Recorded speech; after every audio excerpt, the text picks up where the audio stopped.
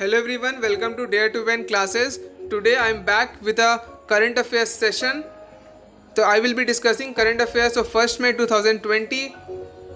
This is the descriptive part of current affairs. I will be coming with a different video in which multiple choice questions will be there, and I will be discussing from the previous months also. So stay connected. Let's start our class. The video contains national news, international news, awards and recognitions, appointments, obituaries, and International Labour Day significance.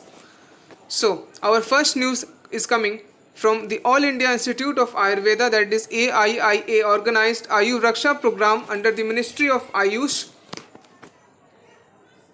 The program aimed to maintain the health of the frontline workers of COVID-19. It was a joint venture of AIIA and Delhi Police and was titled Ayu Raksha. This is a program which has an initiative to take care for the health of the COVID-19 frontline warriors. In this, all the warriors who are working for COVID-19, like police personnel, the doctors, all will be given our Ayurvedic treatment. That Ayurvedic treatment program is called as Ayu Raksha program. In that, they will be given medicines of Ayurveda so that they can maintain their immunity and then they can work for COVID-19 initiative. Let us see our next news. Our next news is coming from Mahatma Gandhi National Rural Employment Guarantee Scheme. The news is Chhattisgarh is the first state to provide employment to over 18 lakh unskilled laborers.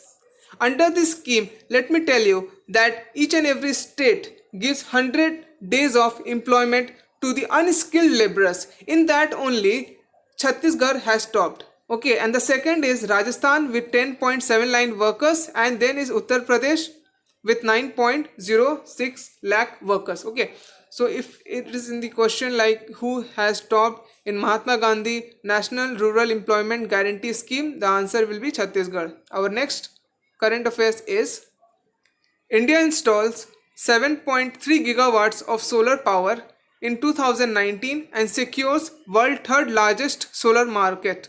The news is coming from Macom. So let us see what is the news.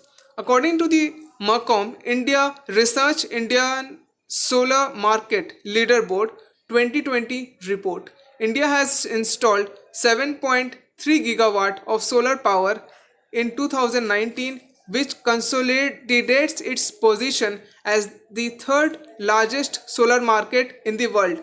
So who is Mercom Communication? Let us see about this. Mercom Communication is a subsidiary of US-based Mercom Capital Group. It is a leading clean energy communication, a consulting firm, and is widely recognized for its leadership and influence in helping shape India's rapidly growing clean energy markets. So it is a joint initiative of both India and US. As you can see, the headquarters is in Bangalore, Karnataka. Managing director is Priyadarshini Sanjay, and the founder is Raj Prabhu, Chief Executive Officer and co-founder of the Mercom Capital Groups. So important current affairs for this session. Let us see our next current affairs. The next is about the National Infrastructure Pipeline. The news is the Task Force on National Infrastructure Pipeline, that is NIP, chaired by Economic Affairs Secretary Atanu Chakrabarti, submitted its final report on National Infrastructure Pipeline to Finance Minister Nirmala Sitharaman, projecting total infrastructure investment of 111 lakh crore during a 5-year span of 2019-20 to 2024-25. As India is following an annual plan, the initiative to make India a 5 trillion economy by 2025, for that initiative, National Infrastructure Pipeline is made. In this National Infrastructure Pipeline, whole of the government exercise is to provide world-class infrastructure across the country and improve the quality of life for all citizens. It aims to improve project preparation attract investment, both domestic and foreign, into infrastructure. It will play a major role in India in becoming a 5 trillion economy by financial year 2025. So it is an initiative by the Indian government to develop India in the field of infrastructure by the financial year of 2024 to 25, so that India can achieve a 5 trillion economy. It will include both direct foreign investment, so that both Indian government will get profit from foreign direct investment, and both Indian government will be able to call large amount of investors, so that they will invest in our country to boost our economy to reach a target of 5 trillion economy. Let us see our next current affairs. This is international news. The first news which is coming is the United States Agency of International Development, that is USAID, one of the leading aid agency of the government of United States, has announced an additional grant of 3 million US dollar in addition to the 2.9 million US dollar announced on 6th April 2020 to help India to fight against the COVID-19 pandemic and to fund the PEHL project. Okay, so aid is coming from United States Agency of International Development to fund the PEHL project. What is PEHL? The PEHL is the full form of PAHL. PEHL is Partnership for Affordable Healthcare Access and Longevity. Is a USAID, and IP is a company flagship innovative platform to promote health financing models. The project director and technical resource you can see here. So India and US, as you know, has a good economic partnership. India is giving aid. India is receiving aid from United States Agency of International Development to fight for COVID-19. Let us see our next news. Our next news is coming is India ranks 53rd in budget transparency. So who topped the index is New Zealand. The news is International Budget Partnership Open Budget Transform Life is the title. In budget transparency, India has achieved a rank of 53rd and New Zealand has topped. Let us see the news. According to the 7th edition of the Open Budget Survey 2019 conducted by the International Budget Partnership IBP, India has been ranked at 53rd position among 117 nations in terms of budget transparency and accountability with a score of 49 out of 100. So the headquarters of International Budget Partnership, who has released this report, is Washington DC, which is in United States. Let us see our next current affairs to remember that ranking. So this is awards and recognition. The first name which is coming as Thangjam Dhabali Singh. Let us see the news.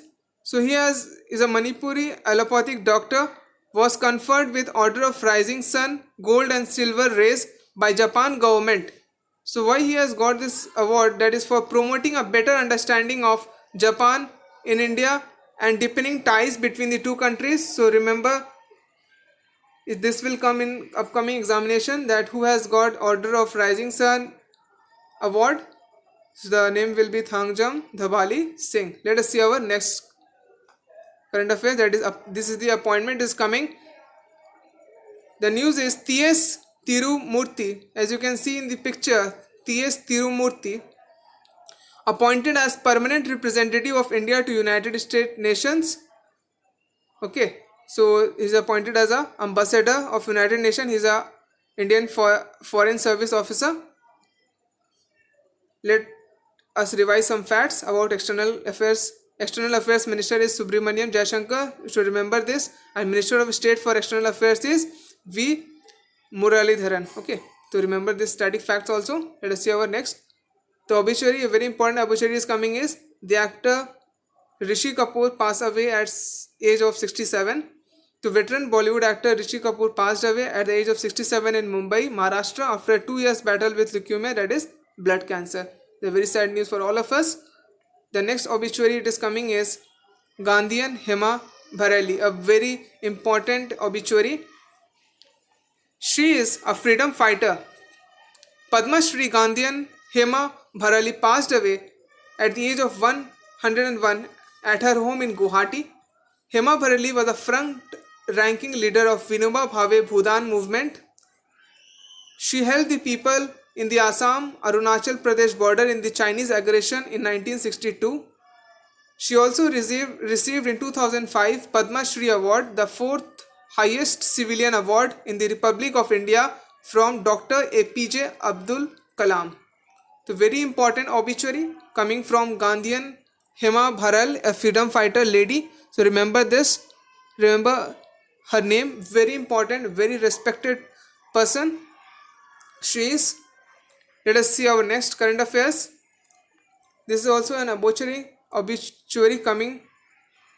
The name is Shri Chunni Goswami.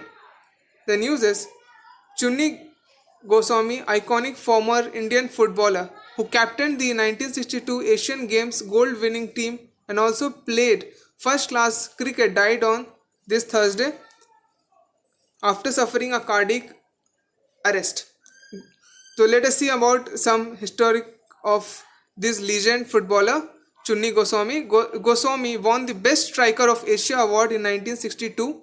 For his service to Indian football, he was conferred with Arjun Award in 1963 and Padma Shri in 1983. Okay, the very important obituary is coming, Chunni Goswami. So remember the facts about his awards and his outcomes. Okay, so let us see our next current affairs. This is the importance of May 1, that is today's importance is today International Labour Day or International Worker Day is celebrated. It is celebrated for the laborers who has undeniable role in shaping nation's fortune. So very important news. Today is International Labour's Day. So thank you very much for watching Dare to Win classes. I will be coming with a different session of current affairs multiple choice question. Stay connected. Thank you for joining the family of Dare to Win.